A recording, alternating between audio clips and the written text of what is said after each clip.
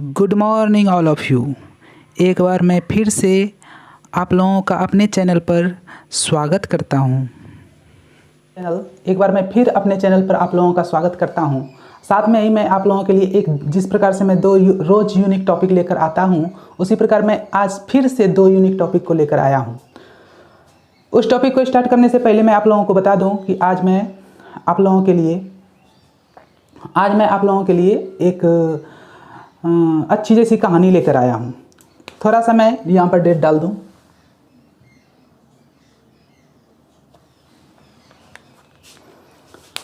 तो चलिए वो कहानी सुनते हैं। बहुत ही इंटरेस्टिंग कहानी है जो कि आप लोगों को इस भेड़ बकरी की चाल से निकालकर एक शेर के ग्रुप में शामिल करेगा।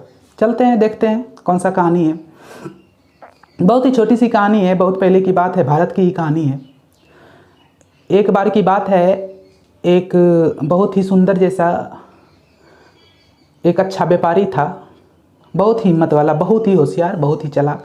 चूँकि वो हीरे का व्यापार करता था, इसीलिए उसे हमेशा अपने आप के चारों तरफ जितने भी लोग होते थे आने जाने में, उनको हमेशा 2-3 दिन में हमेशा यात्रा करनी पड़ती थी।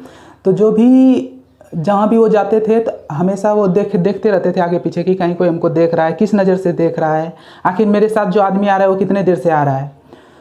तो वो कहीं एक जगह से दूसरे जगह जा रहा था, 2 दिन की यात्रा थी। वो चढ़ा उस पे ट्रेन पे चढ़ा दिल्ली में, मुंबई तक उसको आना था। तो फिर वो क्या कहते हैं, उसके पीछे एक दिन लग गया एक चोर। दोनों बैठे एक साथ ट्रेन में चले।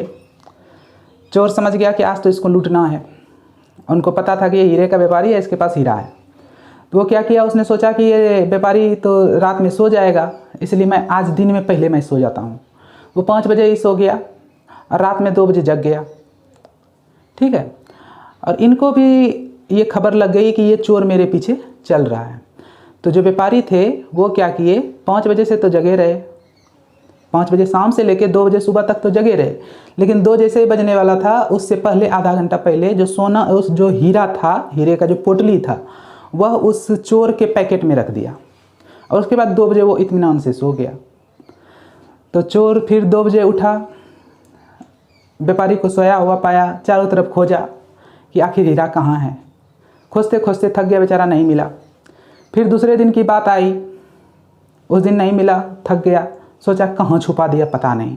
उसके बाद जो है दूसरे दिन की बात आई। फिर दूसरे दिन चोर वही सोचा कि आज तो नहीं छोड़ेंगे, आज हम पक्का 4 बजे सो जाते हैं, सुबह 1 बजे जग जाएंगे। तो फिर वो सो गया, जो चोर था वो सो गया।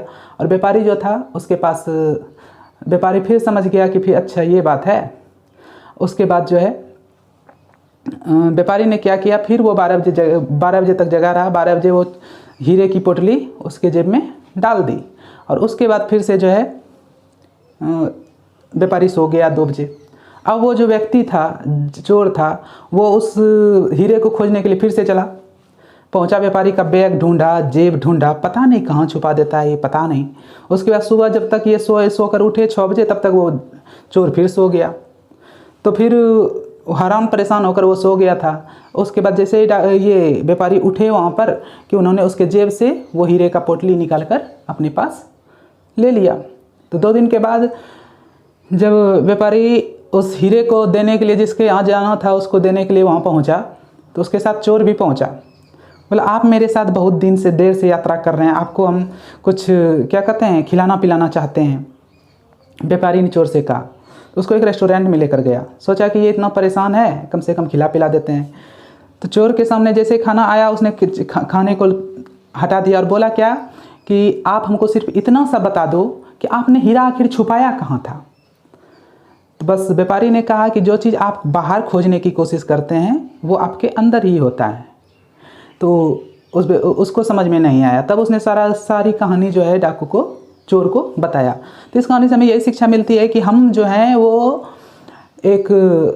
हम जो भी बाहर खोजते हैं कि मेरे अंदर की क्वालिटी जो है वो अच्छी हो जाए, किसी को देखकर मैं सीख लूँ, किसी से अप्रिसिएट हो जाऊँ और किसी का मैं कॉपी कर लूँ। मैं यूट्यूब पे चैनल बना रहा हूँ तो बहुत आदमी बोले कि उस पर तो कॉपी करके बहुत सारा वीडियो लाइक लाया जा सकता है। मैंने कहा कि मुझे कॉपी नहीं करना है, मुझे कुछ यूनिक करना है।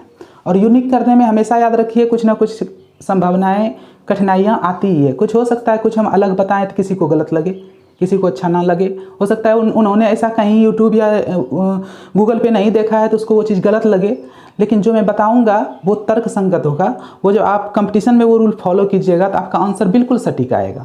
लेकिन अभी आपको बुक में नहीं मिलेगा वो चीज़, इसलिए घबराइए नहीं। मैं आपको जो भी बताऊंगा वो गलत नहीं होगा, वो बिल्कुल ही सही होगा। इसके साथ ही मैं अपने टॉपिक पे चलता हूँ। सॉरी, मैं बहुत ज़्यादा समय आपको एक छोटी सी कहानी सुनाने में ले लिया। आगे चलता हूँ मैं। ट्विन प्राइम्स, आज मैं जो पढ़ने वाला हूँ टॉपिक्स उसका नाम है ट्विन प्राइम्स, जुड़वां अभाज्य। प्राइम नंबर तो आप लोगों ने पढ़ा ही है। हमने जो बताया था आपको कि फैमिली है, अगर उसका फैमिली नहीं है, एक भी सिर्फ अपना है, अपने के अलावा उनका कोई नहीं है दुनिया में, तो एक और अपने से तो कटेगा ही, और किसी से कटे या ना कटे, तो ये हो गया आपका प्राइम नंबर। तो प्राइम समझ ही रहे हैं। तो कहा जाता है ट्विन प्राइम्स का डेफिनेशन है कि twin primes numbers are prime numbers with only one composite number in between them. तो ट्विन प्राइम नंबर्स वह नंबर्स होता है, वह प्राइम नंबर्स होता है जिस दो प्राइम नंबर के बीच सिर्फ एक कंपोजिट नंबर होना चाहिए। जैसे आप 1 to 10 के बीच में ले सकते हैं। 1 to 10 के बीच में देखिए कि कितना प्राइम नंबर है, देखते हैं। 2 है, 3 है, 5 है, 7 है, ठीक है। इसमें आप 2 को घटाने के बाद 2 का डिफरेंस 2 आना चाहिए हमेशा। 3 - 2 कीजिए, 1 आएगा। 5 - 3 कीजिए, 2 आएगा। 7 - 5 कीजिए, 2 आएगा। इस प्रकार से हम देखते हैं कि आप किसी भी प्रकार से कहीं पर भी देखते हैं कोई सा प्राइम नंबर 2 अगर उसका डिफरेंस 2 आ जाए तो वो कहलाएगा हमारा ट्विन प्राइम्स। किसी भी 2 प्राइम नंबर्स का अगर डिफरेंस 2 आ जाए, दोनों के बीच का अंतर सिर्फ 1 हो, अर्थात इस दोनों के बीच में नहीं होगा तो कुछ तो एक कंपोजिट नंबर होगा। चलिए उस चीज़ को छोड़ देते हैं। अगर दोनों को घटाने पर 2 आए, 2 प्राइम नंबर को घटाने के बाद अगर 2 आए तो उसको हम कहते हैं ट्विन प्राइम नंबर्स। तो ये आपका हो गया जुड़वां अभाज्य। हम उम्मीद करते हैं कि आपको ये समझ में आया होगा। अगर वीडियो अच्छा लग रहा है तो आप इसको सब्सक्राइब करें, शेयर करें, लाइक करें और अत्यधिक से अत्यधिक लोगों तक ये पहुंचाएं ताकि वो लोग भी इनका उपयोग कर सके और यूनिक टिप्स को सीख सके। चलते हैं नेक्स्ट पॉइंट्स पे। इसके साथ फैक्टर पे। फैक्टर होता है कारक। फैक्टर को क्या कहते हैं? कारक। फैक्टर का जो डेफिनेशन होता है, factor is a number which exactly divides the given numbers. जो नंबर दिया हुआ रहता है उससे वो फैक्टर, उसका फैक्टर, किसी नंबर का फैक्टर वो नंबर होगा जो उससे पूरा उसको विभाजित कर दे। जैसे हम मान लेते हैं 15 है, ये जो है 1 से 1 × 15 करेंगे, 2 से तो नहीं होगा, 3 × 5 करेंगे, उसके बाद 5 × 3 करेंगे। इस प्रकार से हम देखते हैं। इसका सबसे आसान तरीका यही है, इसको 1 लिखेंगे, 15 बाद में लिखेंगे, 3 लिखेंगे, 5 बाद में लिखेंगे, 5 3 फिर से आ ही गया। तो इस प्रकार से हम देखते हैं कि इसके फैक्टर्स हो गए 1 3 5 15। अब मान लेते हैं कि आप 10 का लीजिए, 10 का फैक्टर्स आप ले सकते हैं। 10 के लिए हम लिख सकते हैं 1 × 10, उसके बाद 2 × 5, 5 × 2। इसका फैक्टर कौन कौन सा हो जाएगा अगर आप समझ गए होंगे तो 1 हो जाएगा, 10 हो जाएगा, 2 हो जाएगा, 5 हो जाएगा। ये इसके फैक्टर्स हो गए। इस प्रकार से हम देखते हैं कि फैक्टर क्या होता है और कैसा होता है।